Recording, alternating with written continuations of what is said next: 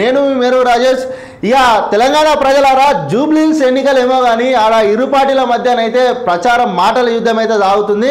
ఇక నిన్నటి రోజు సాయంత్రం జూబ్లీహిల్స్ ప్రచారంలో సీఎం రేవంత్ రెడ్డి అయితే ఘాటు వాక్యాలు చేసిండు. అవి ఏంటి అంటే ఆ సీఎం రేవంత్ రెడ్డి గారు ఏమంటారు అంటే బీజేపీ పార్టీ బీఆర్ఎస్ పార్టీ లోపల ఒప్పందం చేసుకున్నాయని చెప్పి అయితే ప్రచారంలో అయితే రేవంత్ రెడ్డి ఘాటు వాక్యాలు చేసిండు. అవి ఏందనైతే ఒకసారి చూద్దాం. ఏమేమన్నాడు, అసలు ఏం ఘాటు వాక్యాలు అన్నాడు. బీజేపీలో బీఆర్ఎస్ విలీనం ఖాయం, బీజేపీలో బీఆర్ఎస్ విలీనం ఖాయం అని అయితే సీఎం అంటుండు. రెండు పార్టీల మధ్య చీకటి ఒప్పందాలు జరిగాయి.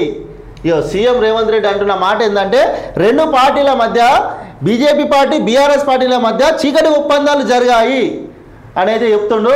లేకపోతే కాళేశ్వరంపై ఎఫ్ఐఆర్ ఎందుకు పెట్టడం లేదు, కాళేశ్వరం పైన ఎఫ్ఐఆర్ ఎందుకు పెట్టడం లేదంటుండో. ఆనాడు ఏటీఎం అని పదే చెప్పి ఇప్పుడు నోరు మెదపరా, కేసు సిబిఐకి అప్పచెప్తే 48 గంటల్లో అరెస్ట్ చేస్తామని చేయలేదు. ఈ నెల 11 వరకు టైం ఇస్తున్నా, సిబిఐ ఎఫ్ఐఆర్ నమోదు చేయాలి, లేకుంటే బీఆర్ఎస్ బీజేపీ ఫెవికాల్ బంధమే అని తేలిపోతుంది. జూబ్లీహిల్స్ ఉప ఎన్నిక ప్రచారంలో సీఎం రేవంత్ రెడ్డి.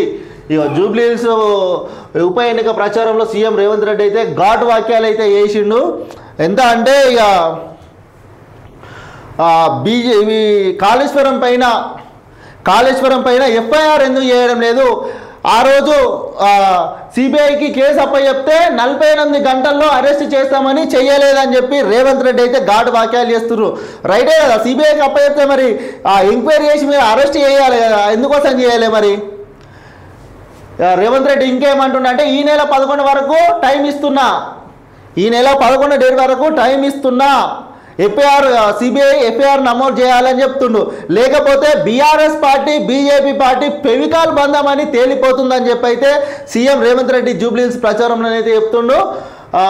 కాళేశ్వరం కేసీఆర్ కుటుంబానికి ఏటీఎంగా మారిందని గతంలో బీజేపీ నేతలు కిషన్ రెడ్డితో పాటు ఆ పార్టీ అగ్రనాయకులు పదే ప్రచారం చేశారని, కానీ తాము కేసును పూర్తి వివరాలు ఆధారాలతో సిబిఐకి అప్పచెప్తే స్పందన లేదని రేవంత్ రెడ్డి పేర్కొన్నారు.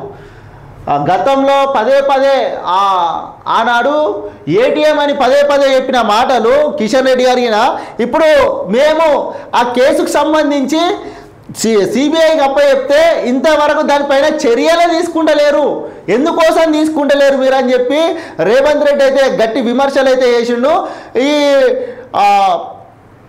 బీజేపీ బీఆర్ఎస్ పార్టీ లోపకారి ఒప్పందాలు చేసుకున్నాయి, అందుకోసమే ఎఫ్ఐఆర్ నమోదు చేస్తలేదు సిబిఐ, లేకపోతే ఇప్పటికీ అరెస్ట్ చేసి ఎప్పుడో ఇచ్చిన కేసు వీళ్ళ ఆధారాలతో సహా ఇచ్చినాక కూడా వీళ్ళు పట్టించుకుంటలేదంటే ఎంతవరకు నిజం అని చెప్పి అయితే రేవంత్ రెడ్డి ఘాటు వాక్యాలు అయితే విమర్శలు చేసినట్టు అయితే తెలుస్తుంది.